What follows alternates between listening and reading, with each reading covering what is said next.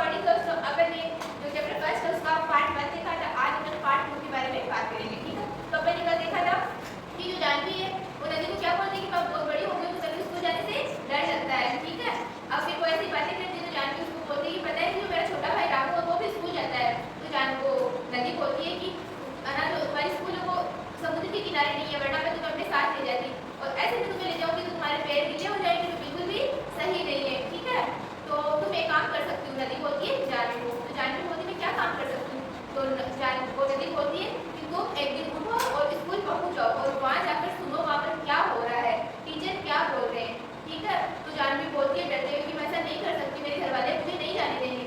तो नदी उसको मोटिवेशन देती है और बोलती है कि तुम्हें अपने लिए स्टैंड लेना पड़ेगा, तुम्हें पढ़ना है तो तुम्हें ये कदम उठाना पड़ेगा। ठीक है, तो फिर एक दिन जानवी सुबह उठती है और बहुत सारा साहस उठाकर कहाँ पहुँच जाती है? स्कूल पहुँच जाती है और वो अपने छोटे भाई उसको लेके जाती है, अप्पू को लेके जाती है। ठीक है, और वो उसको अपनी गोदी में रखती है और क्लास के बाहर जाकर खड़ी हो जाती है और जो टीचर बोल रहे होते हैं उनको एकदम ध्यान से सुनती है।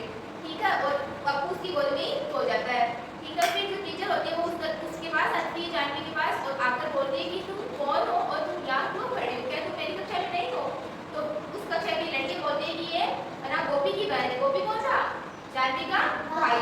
ठीक है, तो टीचर बोलती है अच्छा तो तुम गोपी की बहन हो, चलो ठीक है, तुम हमेशा स्कूल आना, मैं तुम्हारी पढ़ाई के बारे में तुम्हारे पिताजी से बात करूँगी। ठीक है, फिर जब जानवी घर में जाती है तो शाम को उसकी अध्यापिका आती है और उसके पापा से बात करती है स्कूल आने के लिए।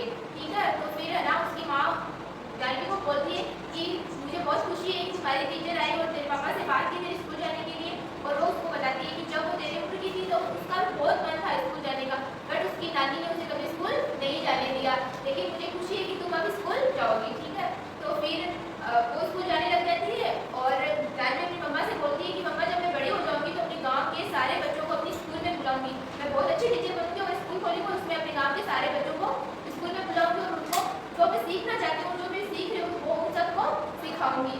ठीक है, और ऐसे करते करते वो स्कूल जाती है हमेशा और अपना ड्रीम पूरा करती है। उसका सपना था ना पढ़ने का, वो पूरा करती है और एक दिन खेतों से होकर वो